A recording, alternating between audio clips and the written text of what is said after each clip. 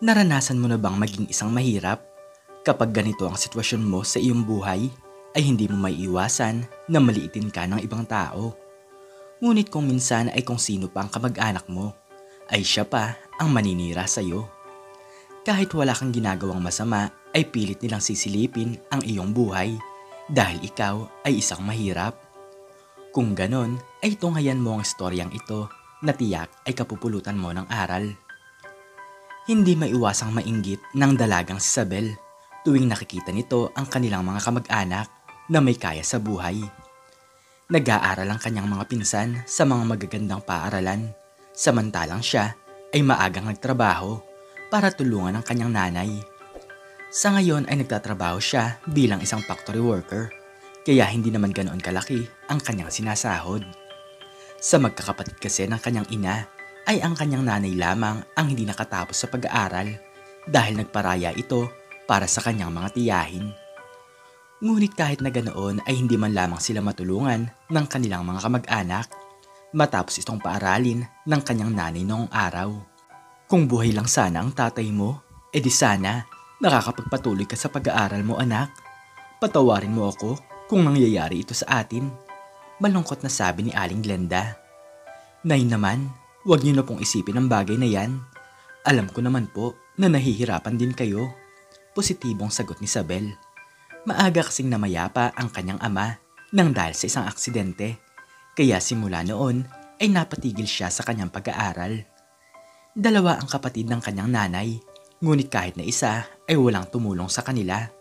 Pabalik-balik nga ang pamilya ng kanyang tiyahin sa ibang bansa at sobrang gaan talaga ng buhay ng mga ito. Samantalang si Aling Glenda at Isabel naman ay nagtutulong sa paghahanap buhay upang hindi sila maubusan ng pangkain sa pang-araw-araw. Isang araw ay nagkasakit si Aling Glenda kaya hindi ito nakakapagtrabaho. Nang dahil doon ay nagkulang ang kanilang pagpepera kaya sinubukang lumapit ni Isabel sa kanyang mga tiyahin. Kinuha nito ang telepono sa kanyang bulsa upang tawagan ang kanyang tita. Nasa ibang bansa kasi ito at namamasyal sa magagandang lugar. Tita Joanne, may sakit po si nanay at hindi po siya makapagtrabaho. Baka po pwedeng makahingi ng kaunting tulong sa inyo, nahihiyang sabi ni Isabel. Ngunit naririnig ng dalaga ang tawanan ng kanyang mga pinsan na talagang masayang masaya sa kanilang pamamasyal. Hindi naman narinig ng kanyang tiyahin ang kanyang sinabi. Ano? Anong sabi mo? Huwag ka munang mang-abala ngayon, Isabel, dahil nagkakasiyahan kami dito. Seryosong sabi ng kanyang tita. Magsasalita pa sana ang dalaga, ngunit bigla na lang ibinaba ng kanyang tiyahin ang telepono. Ilang beses pa niya itong tinawagan, ngunit kahit na isang beses ay hindi na ito sumagot. Mabuti pa sila masaya, samantalang kami ay puro problema. Maliit na halaga lang naman sa kanila ang hinihingi kong tulong, pero bakit puro pagtanggi na lamang ang kanilang nagiging sagot? Naluluhang sabi ni Isabel sa kanyang sarili. Nang dahil doon ay pumunta na lamang ang dalaga sa isa pa niyang tiyahin. Kauuwi lamang nito galing sa ibang bansa, pero hindi man lamang sila binisita ng kanyang ina. Sumakay si Isabel ng jeep dahil may kalayuan ang bahay ng kanyang tita. Sa pagbaba ng dalaga ay kailangan pa niyang maglakad upang mapuntahan ang bahay nito. Habang nagkakasiyahan naman sa loob ng kanilang bahay, ang pamilya ng kanyang tiyahin na si Aling Rochelle ay bigla nitong nakita sa bintana ang kanyang pamangkin. Bigla nitong kinausap ang kanyang mga anak na sandaling tumahimik. Mga anak, huwag muna kayong maingay. Nandyan ang pinsan nyo at tiyak ko na manghihingi na naman ng pera yan sa atin. Pag kumatok siya sa pintuan ay huwag kayong sasagot at magkunwari na lamang kayo na walang tao dito. Nagmamadaling sabi ni Aling Rochelle sa kanyang mga anak. Masayang masaya naman si Isabel nang mapuntahan niya ang bahay ng kanyang tita. Ngunit napansin niya na sarado ang pintuan nito. Tita, nandyan po ba kayo? Ako po ito si Isabel. Tawag ng dalaga. Kumakatok si Isabel sa pintuan, ngunit walang tao ang sumasagot. Patuloy itong ginagawa ng babae, ngunit talagang wala siyang naririnig.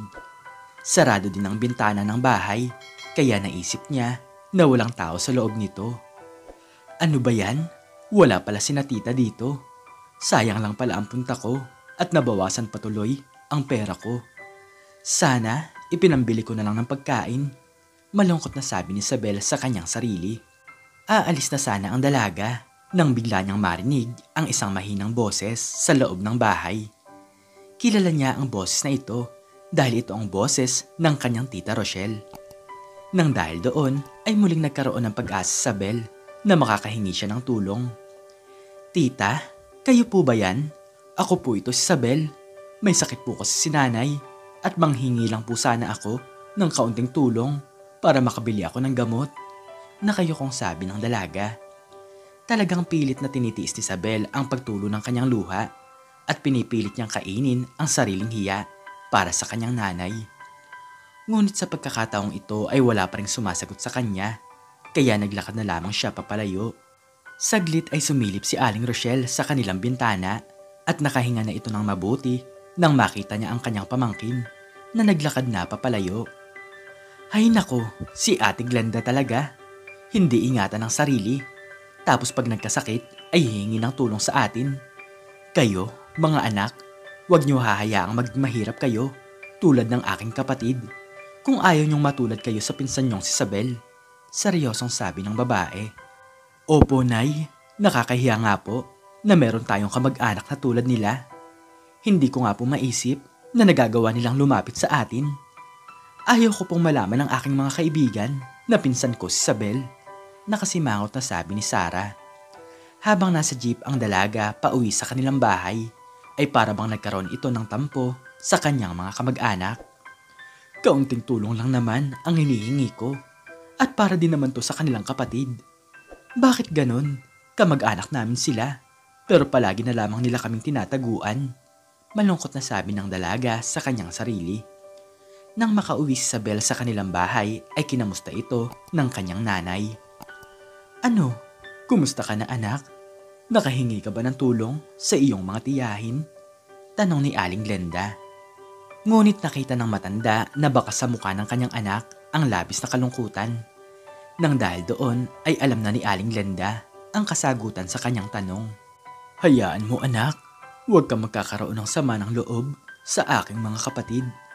Mas maganda na magsikap ka sa iyong buhay para isang araw ay hindi mo na kailangan pa na lumapit sa kanila.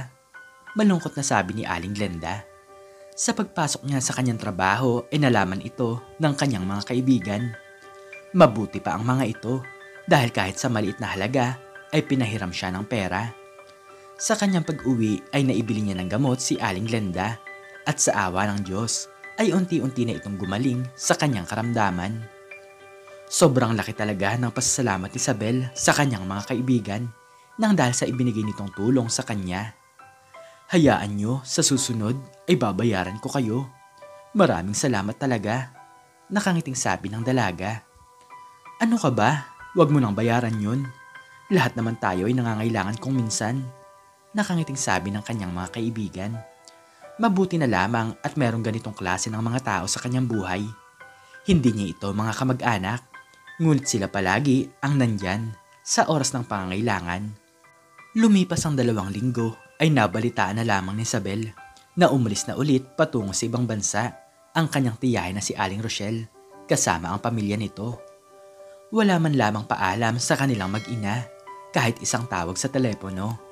Para bang kinalimutan na talaga sila ng kanilang mga kamag-anak nang dahil sa kanilang pagiging mahirap. Ang palaging tingin ng mga ito sa kanila ay manghihingi sila ng pera, ngunit kahit na isang beses naman ay hindi sila natulungan. Hindi pa regular si Isabel sa kanyang pagiging isang factory worker at nalaman niya na matitigil na pala siya sa kanyang trabaho nang dahil sa dami ng kanyang pagliban. Palagi kayong mag-iingat. Maraming salamat nga pala dahil kahit sa hindi mahabang panahon ay naging kaibigan ko kayo. Kung minsan ay magkita-kita tayo at ako naman ang babawi sa inyo. Malungkot na paalam ni Isabel. Nang dahil doon ay kailangan niya ulit na maghanap ng trabaho. Kailangan niya kasi talagang tulungan si Aling Glenda sa kanilang mga gastusin. Hindi po ako na regular sa aking trabaho nang dahil sa aking mga pagliban noong panahon na nagkasakit kayo. Malungkot na sabi ni Isabel. Ngunit nakita ni Isabel ang mga ngiti sa mukha ng kanyang nanay na para bang may magandang balita ito. Anak, gusto mo ba na maging isang katulong? Ang sabi kasi sa akin ng aking amo ay naghahanap ng katulong ang kanyang kaibigan. Pwede kitang irekomenda sa kanya kung gugustuhin mo. Nakangiting sabi ni Aling Glenda. Hindi man gusto ni Isabel ang ganitong klase ng trabaho, ngunit wala na siyang ibang pagpipilian dahil kailangan niya talaga na kumita ng pera. O sige po, Nay, sabihin niyo po sa inyong amo na pwede ako sa trabahong yan. At kahit na anong oras ay pwede na po ako magsimula. Pilit na ngiting sagot ni Isabel. Lumipas lamang ang 2 araw ay pinapunta na si Isabel sa bahay ng kanyang magiging amo. Mayaman talaga ang mga ito, ngunit maganda naman ang pag-uugali. Ikaw pala si Isabel, ang bata mo pa pala. Sigurado ka ba na magtatrabaho ka bilang isang katulong? Ang ganda-ganda mo, iha. Pamumuri ni Mrs. Almonte. Opo, ma'am, at magiging masaya po ako sa trabahong ito. Hayaan niyo po at ako na po ang bahala sa lahat ng gawaing bahay. Nakangiting sagot ni Isabel. Ngunit biglang nagbago ang nararamdaman ni Isabel nang makita ang asawa ni Mrs. Almonte. May sakit ito at nakahiga lamang sa isang malambot na kama. Sobrang tapang ng lalaking ito at sa bawat pag-utos ay palagi siyang sinisigawan. Hindi na ito nakakakilos ng maayos, kaya ang lahat na lamang ng bagay ay iniuutos sa kanya. Isabel, dodoblihin ko ang sweldo mo, basta alagaan mo ang aking asawa. Mabait naman yan dati at naging matapang lang siya, simula nang hindi na siya makakilos. Magbigay ka na lang sa kanya ng kaunting pasensya, paliwanag ni Mrs. Almonte. Isang araw ay maagang-maagang gumising ang dalaga upang magluto ng umagahan. Hindi alam ni Isabel na paboritong ulam pala ng matandang lalaki ang kanyang niluto. Nang dahil doon ay nakita ng dalaga ang mga ngiti sa mukha ng matanda. Kahit anong tapang ni Mr. Almonte sa kanya, ay palagi lamang niya itong sinasagot sa maayos na paraan. Huwag po kayo laging sumigaw, Mr. Almonte. Hindi po makakabuti sa inyo kung palagi kayong nagagalit.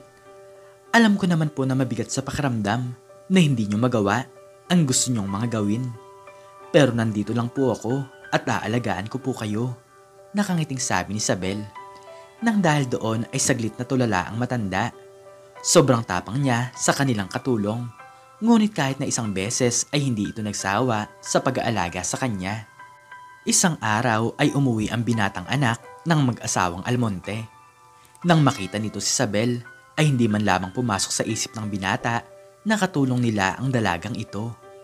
Sino ka at bakit ka nandito sa loob ng bahay namin? Tanong ni Lucas. Sa pagngiti naman ng dalaga ay para bang mas lalo nitong napahanga ang binata. Pasensya na po kayo. Ako nga po pala si Isabel at ako po ang inyong katulong dito sa bahay. Natatawang sagot ng dalaga. Bigla namang lumabas si Mrs. Almonte sa kanyang kwarto nang marinig nito ang boss ng kanyang anak. Nandito ka na pala at narinig ko na nagtataka ka kung sino si Isabel. Alam ko naman na hindi mo malalaman na isa siyang katulong nang dahil sa maganda niyang itsura. Huwag mo sabihing humahanga ka sa kanya, pangaasar ni Miss Almonte sa kanyang anak. Mami naman, nagtataka lang naman ako dahil may bagong muka sa ating bahay. Hindi niyo naman po kasi sinabi sa akin na kumuha po pala kayo ng isang katulong, sagot ni Lucas. Ngunit para sa binata ay totoo naman ang sinabi ng kanyang nanay. Sa unang beses niyang makita si Isabel ay para bang nagkaroon agad siya ng paghanga sa dalaga. Lumipas ang 3 linggo ay napapadalas ang pag-uwi ni Lucas sa kanilang bahay. Hindi tulad dati na halos 1 araw lamang ito kung umuwi sa loob ng 1 buwan. Masyado kasi itong busy sa kanyang buhay dahil sa batang edad pa lamang ay marami na itong mga negosyo at isa na dito ang pagkakaroon ng maraming venue na ginaganapan ng mga reunion. Lucas, napapansin ko lang na napapadalas ang pag-uwi mo. Hindi ka naman ganito dati. Hindi kaya gusto mo lang makita si Isabel? Natatawang biro ni Mrs. Almonte. Ano po ba kayo, Mami? Hindi naman po sa ganun. At tigilan nyo nga ang pangaasar sa akin. Gusto ko lang po kayong makasama dahil napapansin ko na sobrang busy ko na sa aking trabaho. Palusot ni Lucas.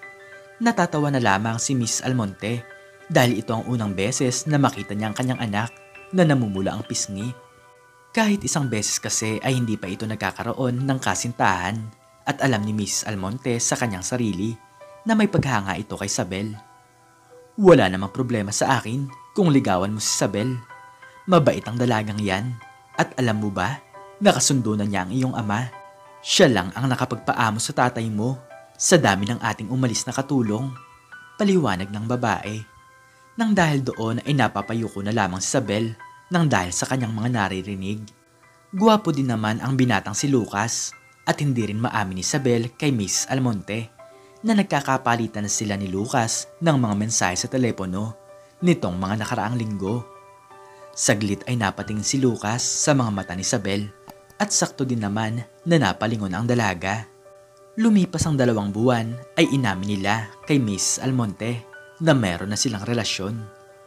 Wala namang naging problema sa mga magulang ng binata dahil sa mga araw na nagtatrabaho si Sabel ay nalaman ng mag-asawa na sobrang buti ng babaeng ito.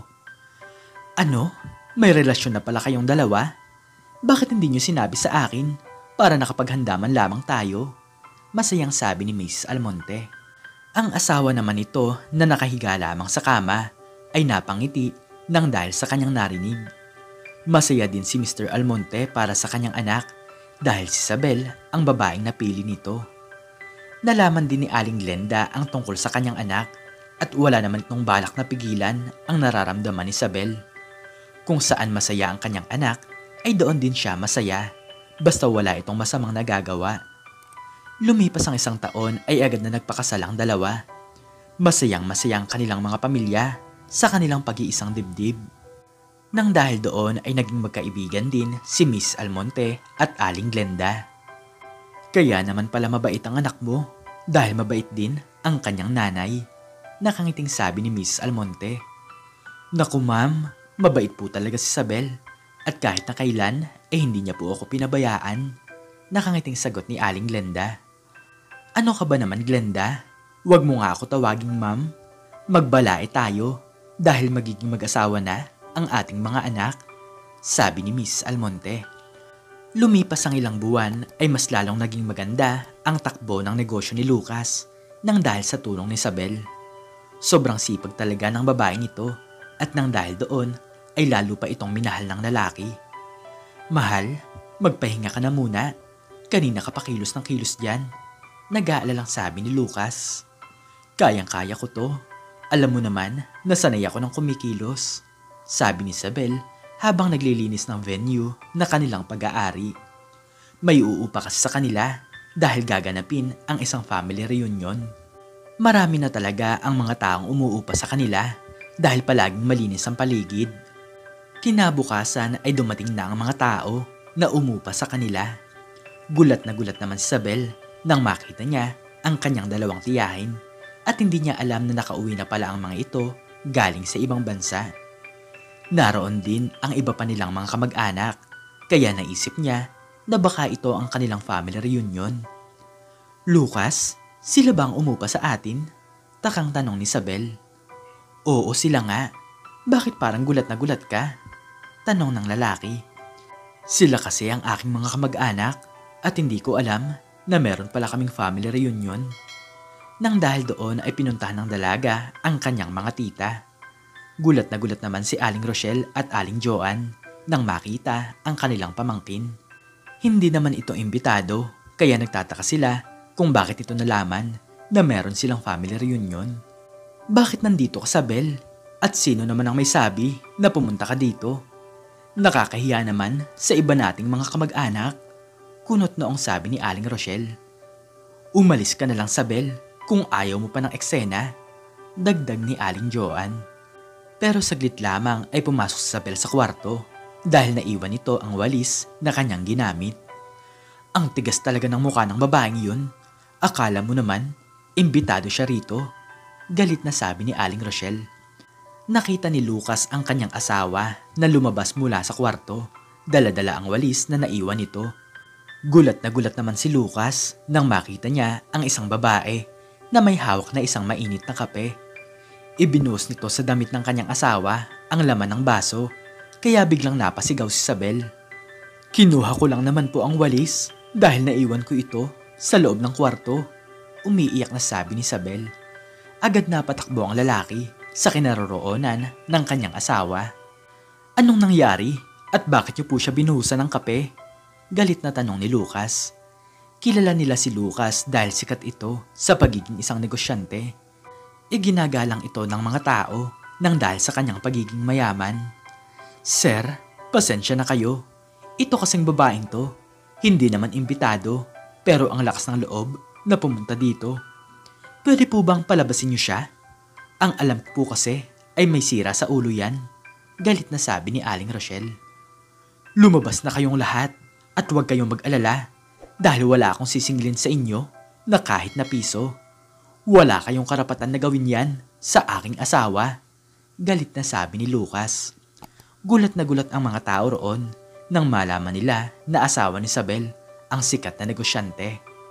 Talagang pahiyang-pahiya sila sa kanilang nalaman dahil mayaman na pala ang kanilang pamangkin na palagi nilang ipinagtatabuyan. Simula noon ay nagbago na ang buhay ni Isabel. Wala na siyang balak iasa pa ang kanilang buhay sa kanilang mga kamag-anak.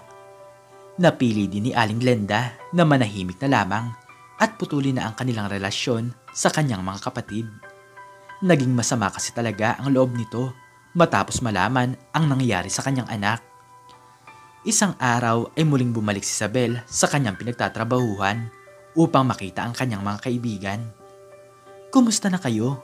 Gusto ko lang kayong imbitahan sa aking kaarawan. Masayang sabi ng babae. Lumipas ang 2 araw ay gulat na gulat sila dahil ibang Isabel na pala ang kanilang makikilala. Mayaman na ito at marami ng mga negosyo ang pinapatakbo. Maraming salamat nga pala sa inyo ha. Pag may kailangan kayo ay huwag kayong mahihiyang lumapit sa akin. Nakangiting sabi ni Isabel. Masaya nilang ipinagdiwang ang kaarawan ng babae at si Aling Glenda naman ay sobrang saya rin sa nangyayari sa kanyang anak. Ang kanilang mga kamag-anak naman ay hindi pa rin makapaniwala sa magandang nangyari sa kanilang buhay. Si Mr. at Mrs. Almonte naman ay walang pinagsisisihan na si Isabel ang nakatuluyan ng kanilang anak. Simula noon ay naging masaya silang lahat at hindi na naghirap. Ikaw, anong natutunan mo sa istoryang ito? I-comment po sa baba ang iyong natutunan. At hanggang dito na lamang po nagtatapos ang aking istorya. At sana po ay nagustuhan niyo ito.